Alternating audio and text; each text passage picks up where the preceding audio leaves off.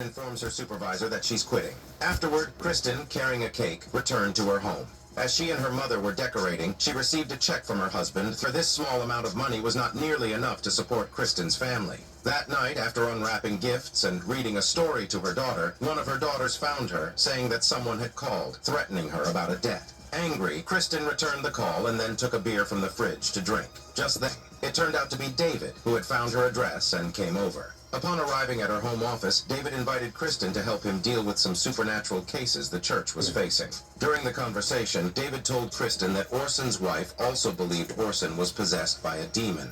Given that Orson now only communicated with Kristen, David had no choice but to seek her help. Considering her financial needs to care for her 4 daughters, Kristen finally agreed to David's request. At home, Orson's wife told everyone that Orson often talked to himself, and she had heard demonic whispers in the house. She played a recording for everyone to hear. Watching Ben use equipment to investigate, Kristen stepped outside to find David. Listening to David speak about miracles and science, Kristen, a believer in science, found herself at a loss for words. Upon returning home from work, Kristen began researching online and even looked up information about David. Just then, Kristen felt the presence of someone in her house. After confirming she was alone, she returned to her room to sleep. In the middle of the night, Kristen woke up to see a demon emerging from the floor lamp. As the demon slowly approached her, Kristen insisted it was all fake. The demon, however, demonstrated to her through actions that she was not dreaming. It also told Kristen his name was George. Seeing the demon crawl under her blanket, Kristen screamed and her daughters rushed into the bedroom. When Kristen looked towards the window, she found a puddle of unidentifiable liquid. Upon closer inspection, it was rainwater that had seeped in through the window.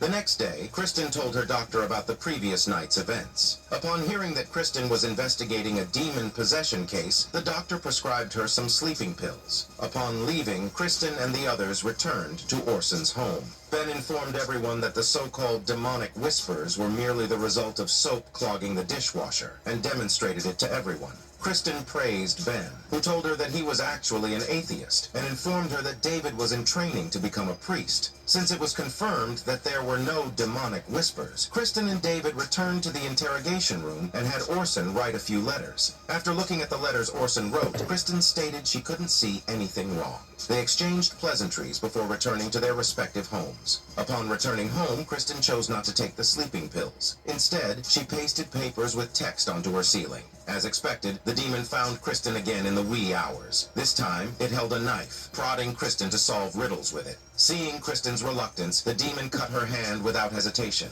Frightened, Kristen had no choice but to comply with the demon. When Kristen denied having any romantic involvement with David, the demon didn't hesitate to cut off feeling and told the demon that during sleep, the part of the brain responsible for semantic analysis is in a dormant state. Thus, she insisted that everything was just a dream. Infuriated, the demon stabbed Kristen in the chest. Awakening in shock, Kristen could clearly see the words on the ceiling this time. In the morning, Kristen and David sought out Orson, hoping he could replicate a drawing. However, Orson started to move his handcuffs up and down, incessantly muttering in Latin. David then learned that Kristen too was being tormented by a demon. Just then, Orson revealed what had happened to Kristen the previous night. Hearing the demon's name, George, Kristen was extremely frightened. Outside, Kristen asked David what Orson had said before she left. Reluctantly, David told her that George would slit her daughters' throats. Kristen then drove to her doctor, the only person who knew her secret, and began questioning him. When Kristen asked the doctor to look at her treatment records, she found them missing. Kristen returned to the prison to check Orson's visitor log, where she found a visitor named Townsend, the same person who had initially testified to the judge that Orson was indeed possessed by a demon.